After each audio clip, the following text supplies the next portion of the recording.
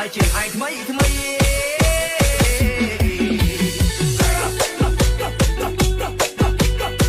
Welcome to Feeling Melody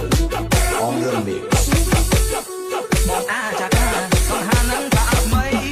បងជាអាចារ្យគឺហានឹងស្បាច់ជើងថ្មីប្រពន្ធតែឲ្យថ្មីថ្មីនាងស្ដីថាកុំមកបាត់ញេពេលតែកន្លែងណាលយណាស់មើលតែស្រីស្រី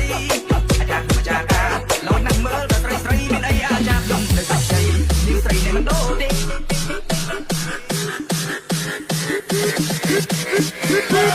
Start the party right now.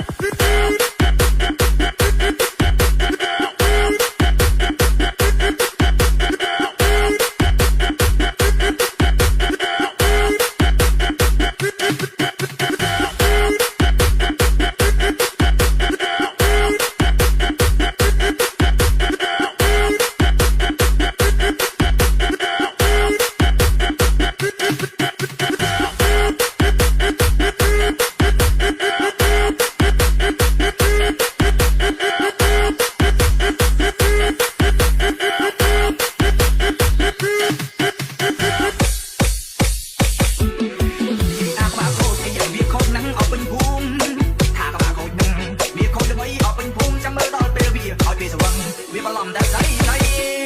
កាលនោះថ្ងៃសយវាបាត់ចំប្រពន្ធអាចារ្យថាវាថ្ងៃសយអីវាស្វឹងប៉ាំងប្រពន្ធអាចារ្យខ្ញុំព្រឹកអង្គអត់ធေါ်អាទីចវាដេញស្ពងអានាង